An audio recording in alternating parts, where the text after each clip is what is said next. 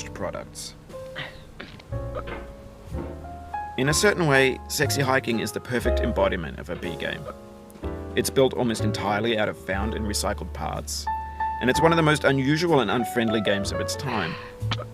In it, your task is simply to drag yourself up a mountain with a hammer. And that act of climbing, in the digital world or in real life, has certain essential properties that give the game its flavor. No amount of forward progress is guaranteed. Some cliffs are too sheer or too slippery, and the player is constantly, unremittingly in danger of falling and losing everything. Anyway, when you start Sexy Hiking, you're standing next to this dead tree that blocks the way to the entire rest of the game. It might take you an hour to get over that tree, and a lot of people never got past it. You prod and you poke at it, exploring the limits of your reach and your strength, trying to find a way up and over. And there's a sense of truth in that lack of compromise. Most obstacles in video game worlds are fake. You can be completely confident in your ability to get through them once you have the correct method or the correct equipment or just by spending enough time. In that sense, every pixelated obstacle in Sexy Hiking is real.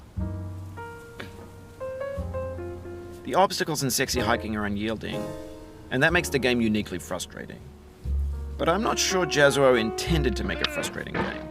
The frustration is just essential to the act of climbing, and it's authentic to the process of building a game about climbing. A funny thing happened to me as I was building this mountain.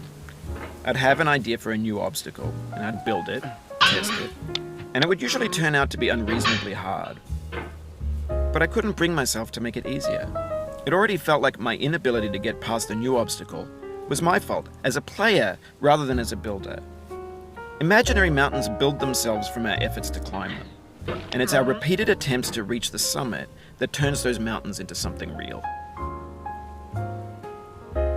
When you're building a video game world, you're building with ideas, and that can be like working with quickset cement. You mold your ideas into a certain shape that can be played with, and in the process of playing with them, they begin to harden and set until they're immutable, like rock. And at that point, you can't change the world. Not without breaking it into pieces and starting fresh with new ideas.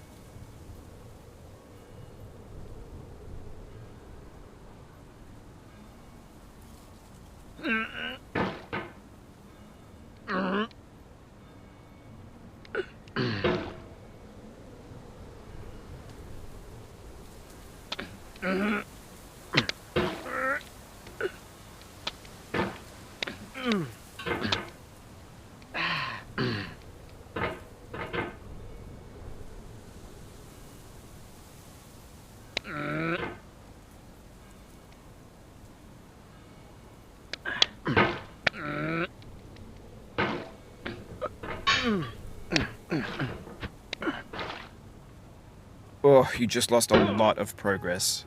That's a deep frustration, a real punch in the gut.